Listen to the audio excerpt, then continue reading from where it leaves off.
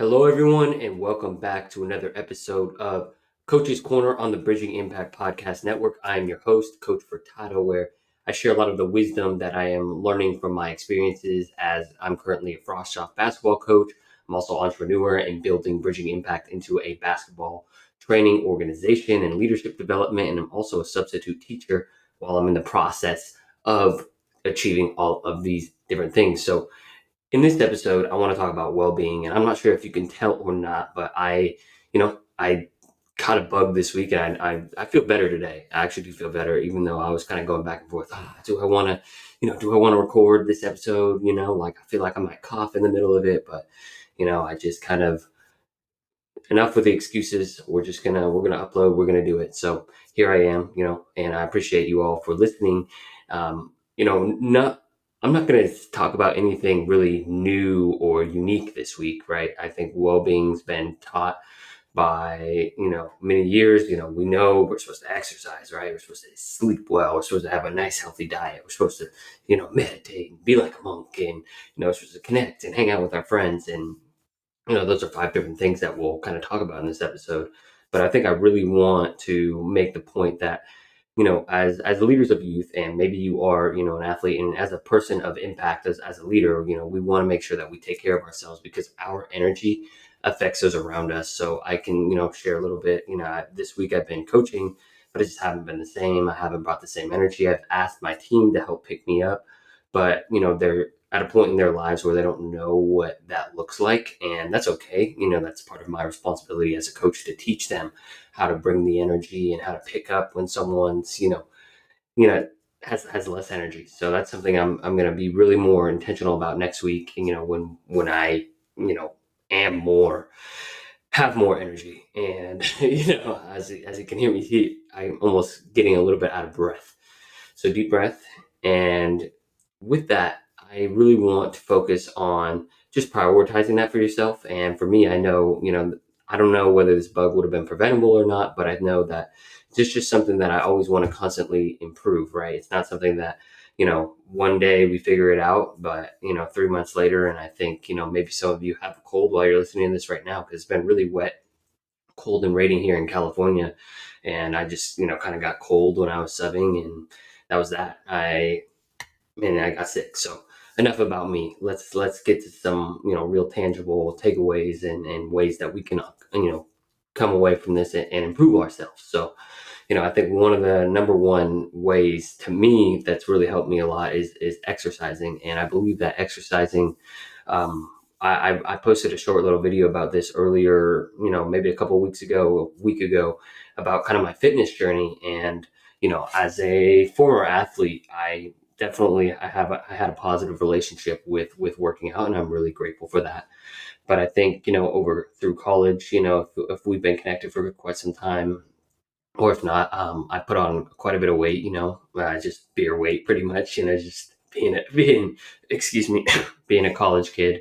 And unfortunately, I was 50 pounds heavier, but that gave me the opportunity to lose that weight and, develop a new relationship with, fitness and exercise. And, as a basketball coach, I'm fortunate. I get to play with my, play 5-on-5 with my kids, and, I still play basketball for fun on the outside. So, just really making sure that I'm staying active, right? I'm going to the gym, and I love it. I do things that I enjoy. And I think that was a roundabout way of trying to get and say that I do things that I enjoy. I play basketball for cardio, and I enjoy lifting weights. You may not enjoy playing basketball. You may not enjoy lifting weights, but, doing your best to find, what kind of working out works best for you. And I know, my mom's a social worker outer, so she has to work out in the group classes. So maybe you're someone that, you want to hit two birds with one stone, right? You want to connect with others, and you also want to work out and exercise. And that's what is great about group classes. But for someone like me who's still starting in their career, group classes can oftentimes be expensive. So for younger people like ourselves, we may just want to grab a friend and go work out. But, finding ways that, do you like to run? Do you like to lift? Do you like to play a sport? Do you like to dance? Because dancing is great cardio, great, obviously mobility. So just finding different ways for us to, kind of get our body moving. I think obviously another important thing is sleep, and that's something I've always prioritized since like day one. And I think it's probably because my parents were so consistent with it. But I really do try and get 7 to 8 hours every single night. Sometimes probably a little annoying about it, where I'm like, I'll just cut everything off. I'm like, really, I'll calculate how can I get 7 and 8 hours of sleep every night. And I'm not sure what your situation is. Maybe you get 5 and you want to try and get 6. But I do know, as someone, I'm not someone that can function on really less than 6, at least not consistently. Maybe I can do it for one day, like I can do 6, but if I do consistent 6, like I definitely notice my immune system starting to break down, and it could be a little bit of mental, but I definitely know that I'm a person that needs, about 7 or 8 hours of sleep. And I think one of the things that's helped me with sleep is I actually don't bring my phone into my bedroom. And I know that's a big thing that, a lot of people do, is they end up scrolling quite a bit at night. And so trying to create like some sort of nightly routine, I could probably create a full episode, but if you want to explore into that, like sleep definitely plays a big role. Obviously, and the other thing is what you eat makes a big difference. What you eat makes a really big difference because um, what you obviously your the body is fuel, and I want you to also enjoy life. Like I don't think I've been in the past before where I'm just like so I don't want to say the word discipline over my diet, but I'm so like careful about what I put in. Like I forget to like enjoy foods and eat out, and that's a part of life too. Is just being able to eat good food, right? And for some people that's like one of their favorite things to do. So I definitely I don't want to do that. I'm not a nutritionist, but I know some of the things that I try and emphasize. I try and get like at least one vegetable in a day, trying to get in like 2 to 3 fruits. Like if I can get in some more veggies, like if I can get in 2 servings, I think that's ideal.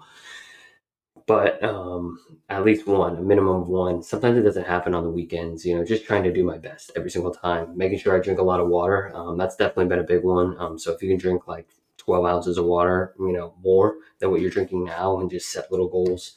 I know drinking water right when I wake up is definitely really helpful. So one of the other ones is connecting with others. So I know this is sometimes not something that we think about when we're thinking about our overwhelming well-being, but it's really helpful actually to unplug and connect with others, even if you're an introvert or an extrovert, and connect around what you love talking about. And I'm not really again sure what your situation is, but I know during the pandemic I didn't really connect with a lot of people all the time, and it left me kind of feeling at the time I didn't really realize it, but like kind of lonely and isolated. And that's where my anxiety was, heightened a little bit. You kind of overthinking a little bit. And when you're talking and connecting with other people, you realize, they go through a lot of the same challenges that you do as well. So just making sure that you're connecting with people, whether you're watching sports or just hanging out, getting a drink, whatever it is, going on a walk, just making sure you prioritize, just hanging out and being with people. And the last one is kind of mindfulness. And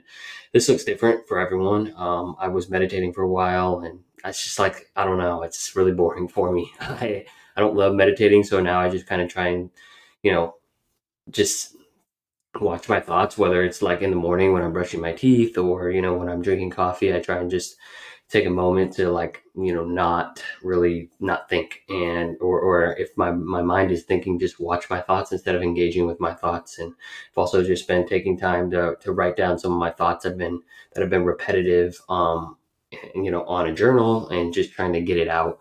So just trying to be mindful, not always be thinking, which actually this week has not been very productive in that realm, because I've just been so, I often feel my thoughts and brains when I'm bored. And when you're sick, I've been quite bored. I'm someone that likes being active. I'm building bridging impact, I'm subbing, excuse me, I'm coaching. So those are some of the things that I am, kind of working through. And if you made it all the way through, this episode, I know it's definitely not my best episode, but the reason I wanted to do it is for consistency reasons. So I appreciate you for either watching or listening to the whole thing.